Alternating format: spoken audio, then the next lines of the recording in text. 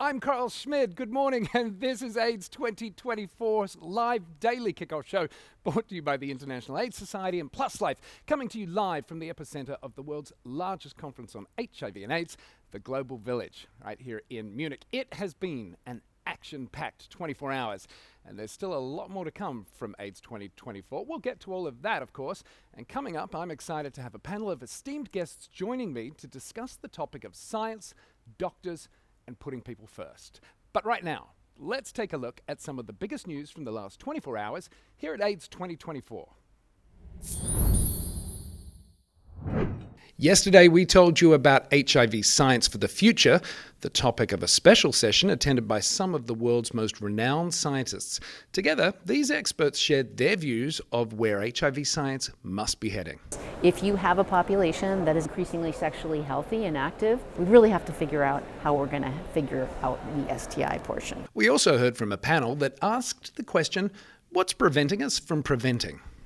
How do we integrate this message, this life-saving message, and move it from a hashtag of solidarity to really a commitment of progress and policy? Meanwhile, activist and creator of I'm a Beautiful Story, Doreen Moracha from Kenya, gave important insights into how we can harness the power of social media to fight HIV stigma.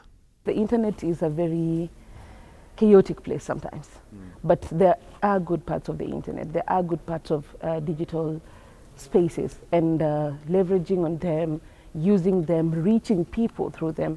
And that is not just locally, it's a whole global audience you have. And it was the AIDS 2024 co-chair's choice, with some exciting results of a new study done to test the efficacy of a twice-yearly injectable HIV prevention drug was shared.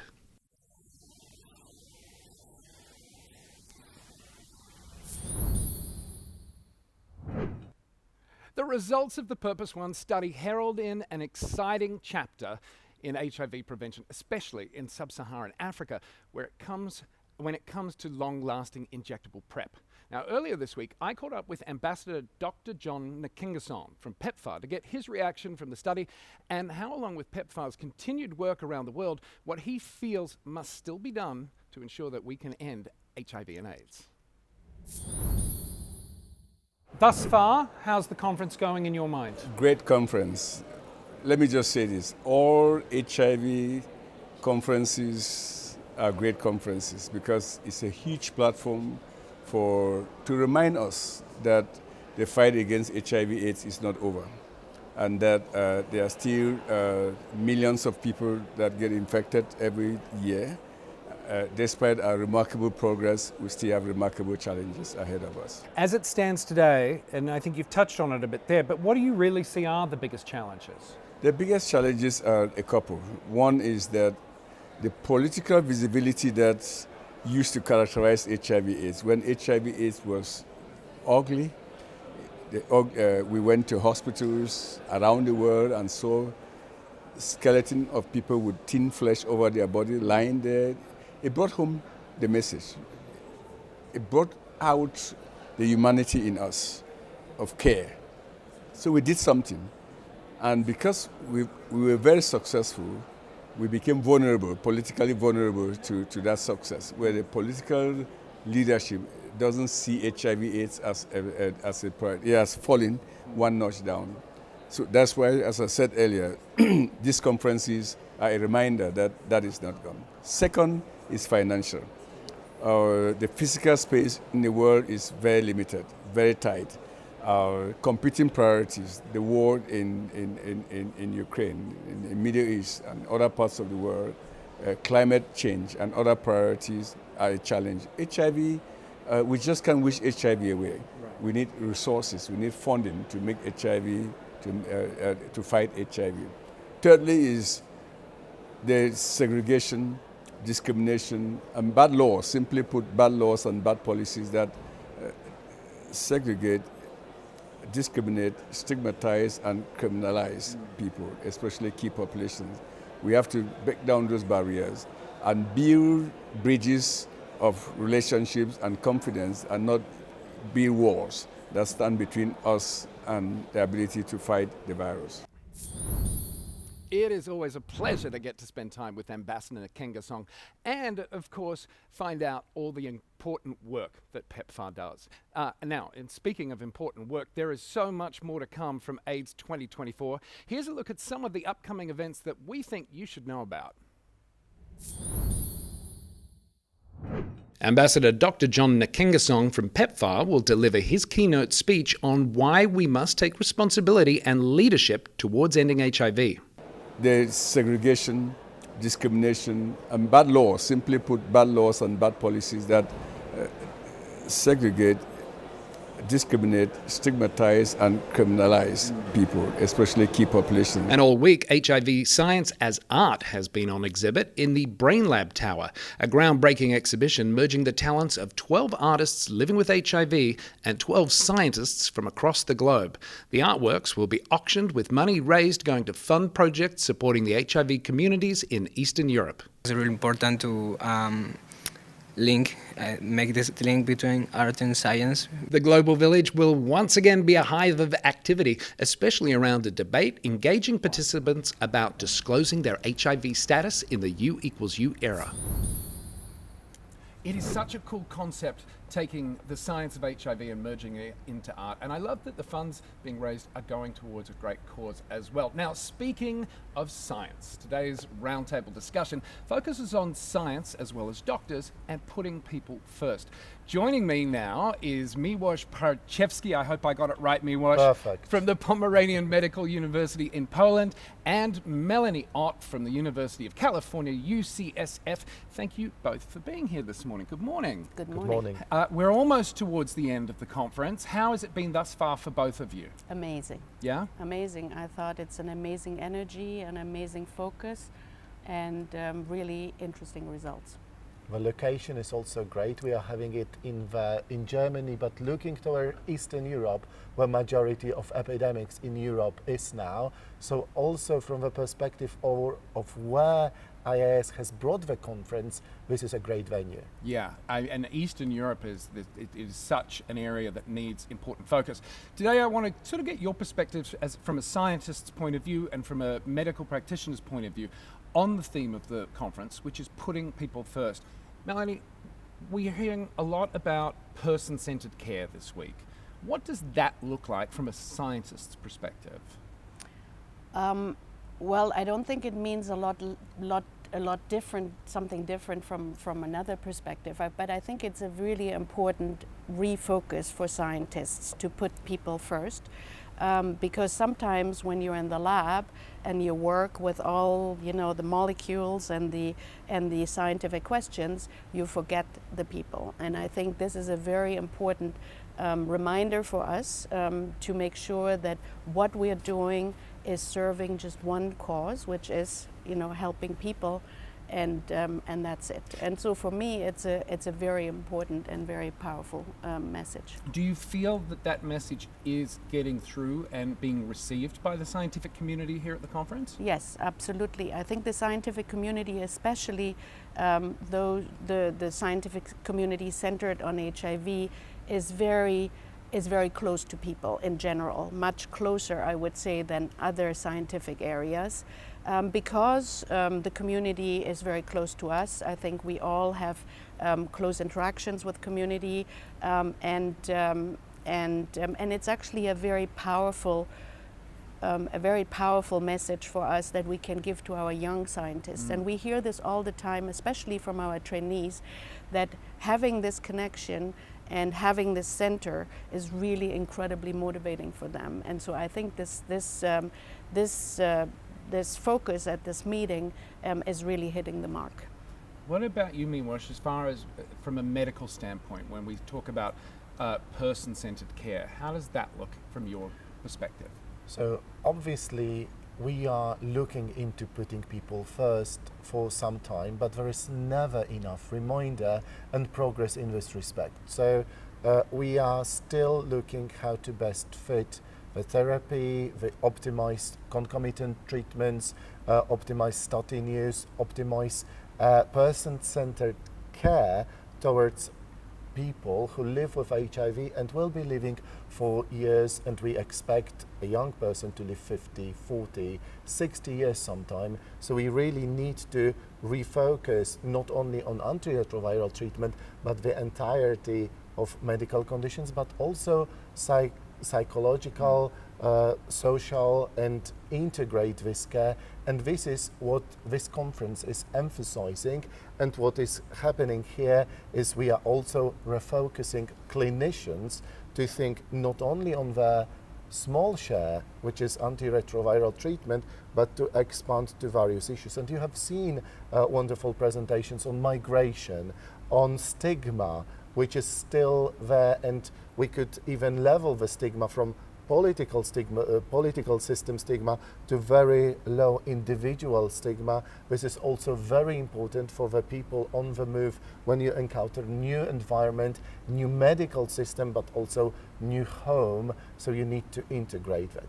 Also for me, a very special thing here was that we are talking about person-centered approach from the people perspective who is already living with HIV, but also people-centered approach for populations at risk of HIV acquisition, and actually expanding science towards voices of communities, of people who are helping to design clinical preventive trials for various populations across the world, and vulnerable populations, female populations, people who inject drugs, and transgender people. So this is also something that struck me during this conference. So you can have people-centered approach for people who live with HIV, but also for other populations at risk of getting infected. As I always say, HIV and AIDS affects everyone, not just those of us living with it. I'm curious, this is really an opinion question for you both. Does it surprise you that after over 40 years, we still have such stigma around HIV and AIDS? Yes, this is a difficult question, Yeah. but I would say it is something that we have to continuously tackle. I think we think that we have made amazing progress, but we all know that there are still areas where we have to really work on. And it is very sad, but I think it is something that we will probably continuously be working on to make sure that we don't fall back into dark times. Yeah, I mean, that's why I'm like, the more you talk about it, the more you say HIV, the more we, people like myself who are living with HIV are open about it, the less frightening, I guess, it becomes, right? Certainly. But also you have to look into the world. I'm coming from a society, from a region where the stigma levels are higher than the rest of Europe. So the stigma index is actually increasing from west and south of Europe to center and the east. So it's also much more difficult to get a message on work with HIV, living with HIV, and actually appropriate prevention to go through. And actually what I was saying is, we start with a political system, then you've got more individual level to a person level. So you have to work at many levels, and sometimes you struck a barrier at this very top level, so you do not get any support, or the support is difficult. Sometimes when political system change, it's easier to get through. This happened to us in the last year, that our government has changed towards a little bit more open, progressive, and I hope the stigma will decrease. Yeah, well, we all do. Big results yesterday, the results of the Purpose 1 study, which is looking at long-lasting injectable PrEP, twice a year injection. The results from the study are rather phenomenal. They were almost unbelievable, really. Again, it's an opinion I'm asking for, really, but when we are at a point where you see results like that show 100% efficacy, is the search for a vaccine still important? If we've got tools like PrEP and this particular long-lasting injectable, that you get your shot twice a year, and it's showing for now at least 100% efficacy. Very difficult question. Yes, I think I know. I love the results. Yeah. I think it's a wonderful victory of science and research and hard work of everybody. I'm particularly connected to it because PrEP was first rolled out and tested at the Gladstone Institute where I work. And so I really think that this is an amazing tool that we have now and that we should use to the fullest.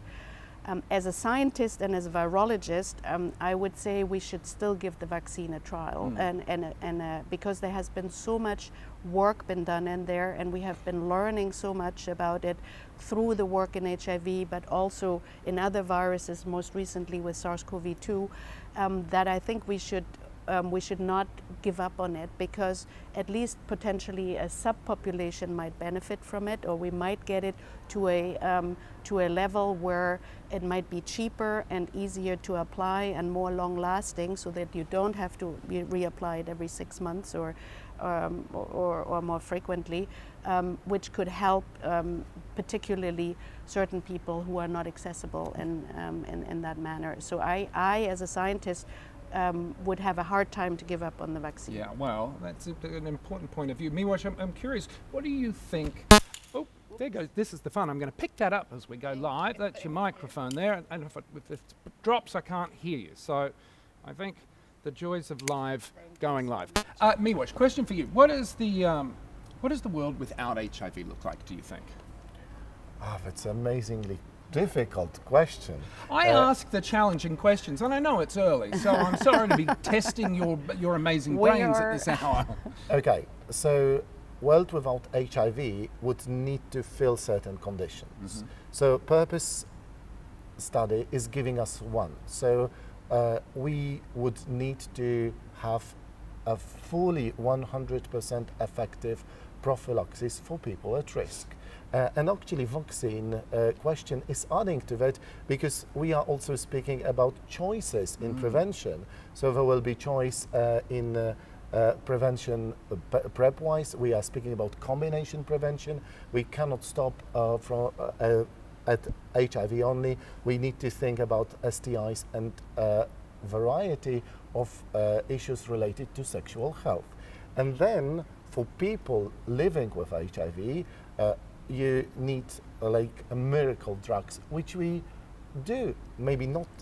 We do have drugs which are highly efficacious, but if we were talking about a magic wand solution, let's call it like that, you would need a drug with no safety issues and with 100% acceptance and allowing for 100% adherence. And we are going there also with long-acting injectables. So the world is progressing towards it. And the cure. The cure research is the key to the world without HIV. We have seen the patient from Berlin, the second Berlin patient, actually, which also calls for progress in that. We have seen that it is possible also to have cure with only one CCR5 delta 32 allele. So it means that the pool of possible people who may be donors for the transplant might be larger, but we still need a breakthrough in this respect. This is still focused on a very minimal population, so we need new pathways toward cure, toward elimination of HIV in people who already are living with this virus. Yeah, well, and it's down to the hard work of folks like you that keep pushing for that, so that people like me living with HIV can live full, happy, healthy lives. So, Melanie, Milosz, thank you very much for making time to chat with us this morning. That is all the time we've got for this morning's AIDS 2024 Live Daily Kickoff Show, presented by Plus Life and the International AIDS Society. We're going to be back bright and early tomorrow for our final day here. Where did the time go at AIDS 2024? And we'll sit down with those who have attended and get their thoughts and main takeaways on this year's conference. Now, remember, if you want to share your thoughts on the conversation that we just had or anything else to do with the conference, check out our social media pages. We are at Plus Life Media across all social platforms, and you can use the hashtag AIDS 2024 Plus Life. For myself and everybody else here at the team, Thanks for watching. We'll see you tomorrow.